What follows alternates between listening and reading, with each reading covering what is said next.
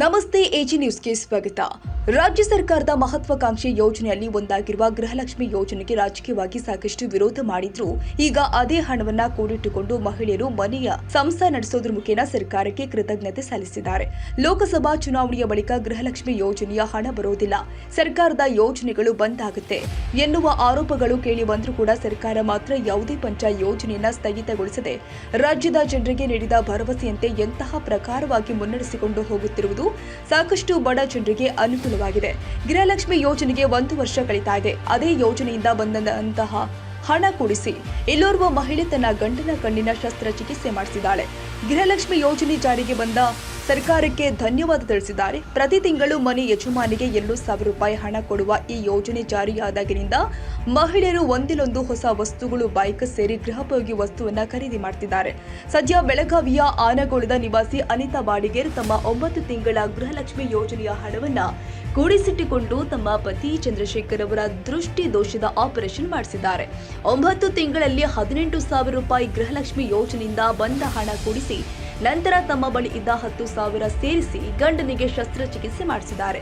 ಗಂಡನ ಶಸ್ತ್ರಚಿಕಿತ್ಸೆಗೆ ಯೋಜನೆಯ ಹಣ ಅನುಕೂಲವಾಗಿದ್ದಕ್ಕೆ ಸರ್ಕಾರ ಹಾಗೂ ಸಿಎಂ ಸಚಿವೆ ಹೆಬ್ಬಾಳ್ಕರ್ಗೆ ಧನ್ಯವಾದ ಹೇಳಿದ್ದಾರೆ. ಅನಿತಾ ಕುಟುಂಬದಲ್ಲಿ ಒಟ್ಟು 3 ಇದ್ದು ಓರ್ವ ಮಗ ಖಾಸಗಿ ಕೆಲಸದಲ್ಲಿ ಇದ್ದಾನೆ. ಅನಿತಾ ಪತಿ ಬಡಗಿತನ ಮಾಡಿ ಮನೆ ನಡೆಸ್ತಾ ಇದ್ರು. ಬಡಗಿತನ ಮಾಡುವ ಸಂದರ್ಭದಲ್ಲಿ ಅವರ ಕಣ್ಣಿಗೆ ಕಟ್ಟಿಗೆ ಧೂಳಿನಿಂದ ನರದೋಷ ಉಂಟಾಗಿತ್ತು.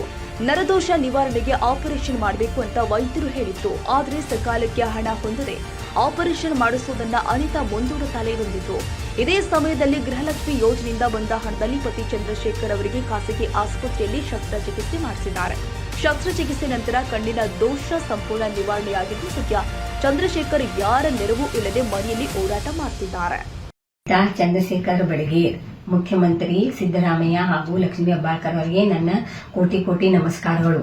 ಹಾಗೂ ನಿಮ್ಮ ಗೃಹಲಕ್ಷ್ಮಿ ಹಣದಿಂದ ನಮಗೆ ಬಹಳ ಉಪಯೋಗ ಆಗಿದೆ. ನಮ್ಮ ಮನೆಯವರದು ಕಣ್ಣಿನ ಆಪರೇಷನ್ ಮಾಡಿದ್ದೇನೆ. ಹಾಗೂ ನಮ್ಮ ಆಶೀರ್ವಾದ ಸದಾ ನಿಮ್ಮ ಸರ್ಕಾರಕ್ಕೆ ಹಿಂಗೆ 10 ವರ್ಷ ಮುಂದುವರಿಲಿ ಅಂತೇಳಿ ನಾನು ನಿಮಗೆ ಆಶೀರ್ವಾದ ಮಾಡುತ್ತೇನೆ. ಒಟ್ಟಾರೆಯಾಗಿ ಸರ್ಕಾರ ಜಾರಿಗೆ ತಂದಿದ್ದ ಗೃಹಲಕ್ಷ್ಮಿ ಯೋಜನೆಯ ಕುರಿತು ರಾಜಕೀಯ ಕೆಸರೆರ ಚಾಟ ನಡೆದಿದ್ದು ರಾಜ್ಯ ಸರ್ಕಾರ ದಿವಾಳಿ ಆಗುತ್ತೆ ಅಂತ ಹೇಳಲಾಗಿತ್ತು. ಆದರೆ ಸರ್ಕಾರ ನೀಡ್ತಾ ಇರುವ 2,000 ರೂಪಾಯಿ ಜನರ ಆರೋಗ್ಯಕ್ಕೆ ವಿನಿಯೋಗವಾಗ್ತಾ ಇದೆ. ತಾಜಾ ಸುದ್ದಿಗಾಗಿ ಎಜೆ ನ್ಯೂಸ್ 24x7ಗೆ ಸಬ್ಸ್ಕ್ರೈಬ್ ಮಾಡಿ ಮತ್ತು ಬೆಲ್ ಐಕಾನ್ ಒತ್ತಿ ತಪ್ಪದೇ ಲಿಂಕ್ ಶೇರ್ ಮಾಡಿ.